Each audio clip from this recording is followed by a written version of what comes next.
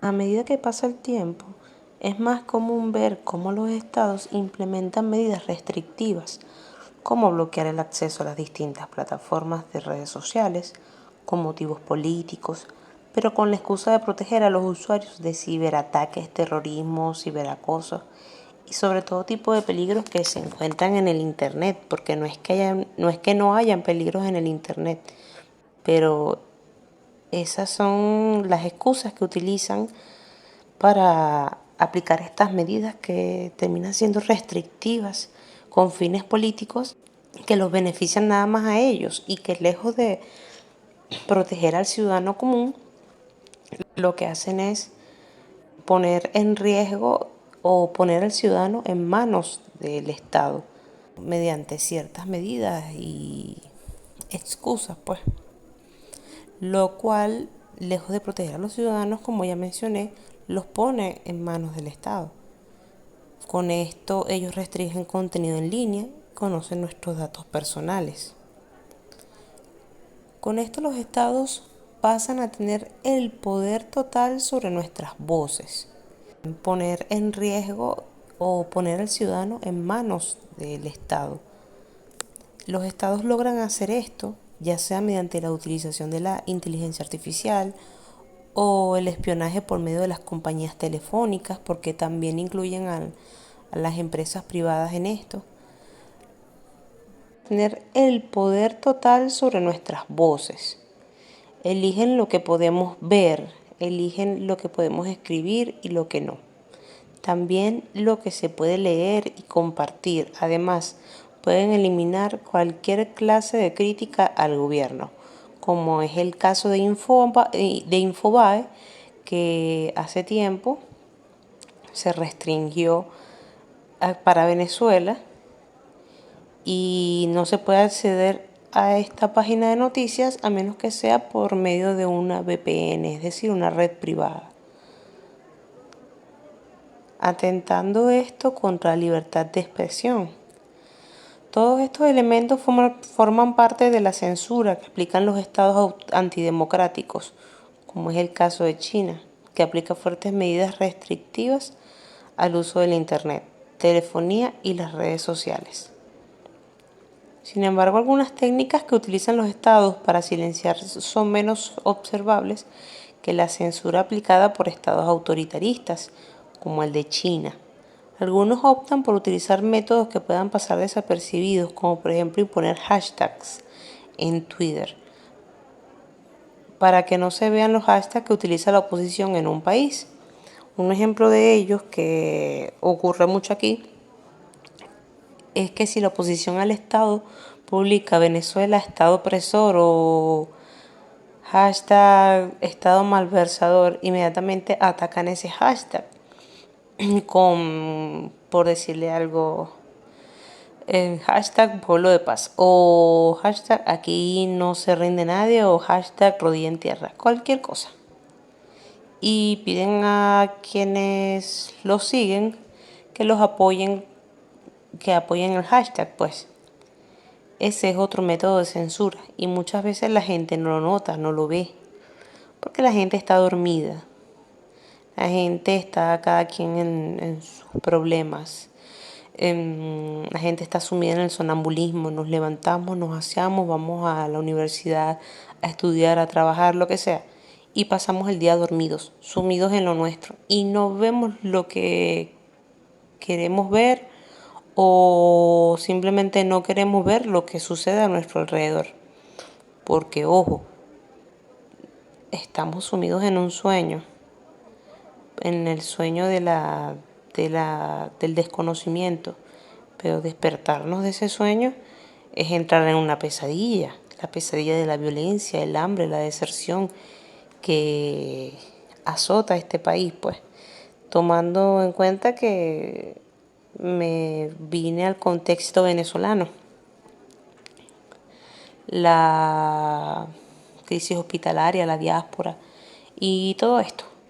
Lo vemos porque precisamente lo vemos, pero muy limitadamente, porque está en todas partes y en todas partes en todo el país se silencia a la población y así nos vemos menos informados y que más felices, entre comillas, porque no está pasando casi nada. Entonces, en vez de ver noticias nacionales y ver lo que ocurre en el país, vemos canales como canales internacionales que lo que hacen es simplemente distraernos.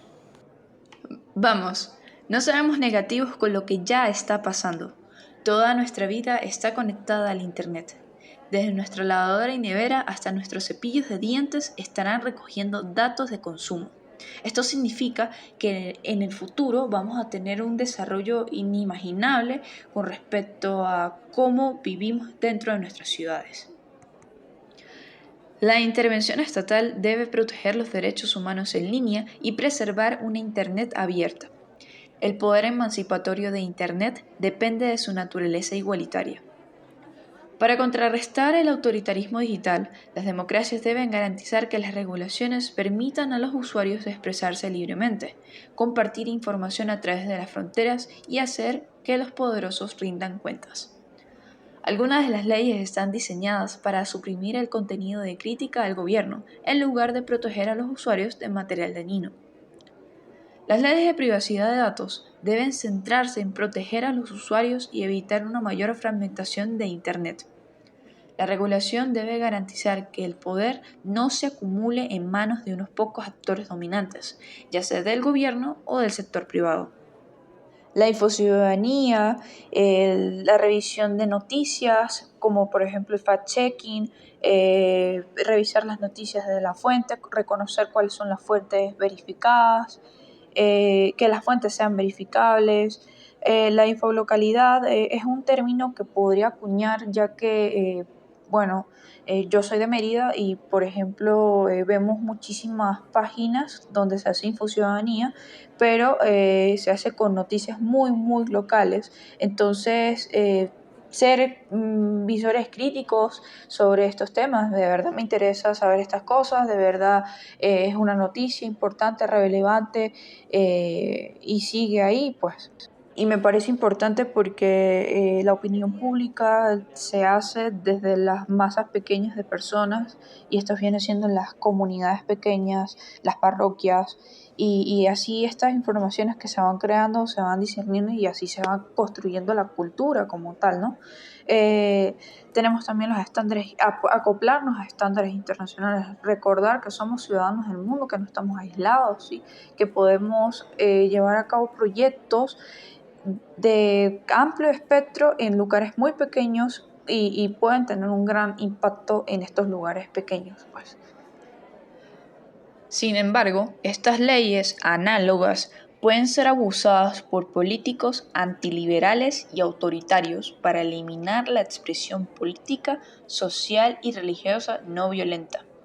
Los más alarmantes son aquellos que someten aún más al sector privado a la autoridad del Estado en un intento por acabar con la disidencia de manera más efectiva, llevar a cabo una vigilancia general y difundir propaganda. También podemos reconocer otros fenómenos, como por ejemplo el aislamiento social, el aislar a un ente subversivo, irreverente, que está diciendo algo que va en contra del discurso lineal en el cual nos someten ciertos factores políticos. Entonces, al hablar del impulso para controlar las grandes tecnologías, me permito tomar y extraer del contexto la palabra impulsar, por cuanto si bien tenemos una realidad, la misma puede cambiar desde mi percepción.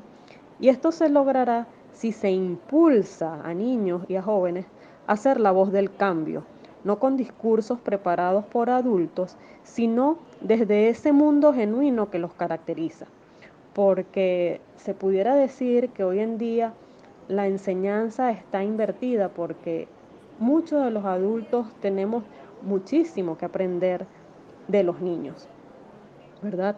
Son ellos los que han nacido con el sentido de la crítica respetuosa, capaces de decirle a un padre y a un adulto cuándo lo hace bien o cuándo lo hace mal. Entonces, en vista de esto, como mencionó nuestro facilitador, Luis Carlos, él menciona de que aun cuando hayamos pasado bastante tiempo haciendo las cosas mal, la recuperación no será ese mismo tiempo invertido, ese mismo tiempo que se perdió haciendo las cosas mal. La recuperación va a ser en menos tiempo, ¿verdad? Entonces, aprovechemos ese tiempo para comenzar a tocar espacios digitales y realidades sin acceso a lo digital, ¿verdad? Para llevarle a los niños ese discurso per se que ya de por sí ellos lo tienen, ese derecho inherente como lo es el derecho del libre pensamiento, la libertad de expresión que por sí tienen los niños. Entonces permitámosles a ellos ser el cambio del mundo. Cuando sean los niños ya adultos o ya jóvenes asumiendo estos espacios, será otra la realidad. Serán los niños de hoy los que harán de este mundo un mejor mundo. Esperemos que, bueno, desde mi percepción, las ganas, el poder, las ansias de querer controlar no existan en un futuro. Toda información con cierto nivel de veracidad tiene que estar respaldada por una fuente verificable. Esa es una premisa que nos enseñan en la Escuela de Comunicación Social y que tenemos que llevar como una Biblia. Y todos tenemos que aprender a llevar una buena comunicación y tener en cuenta esta premisa como algo principal al momento de comunicarnos y emitir un juicio de valor hacia otro ente.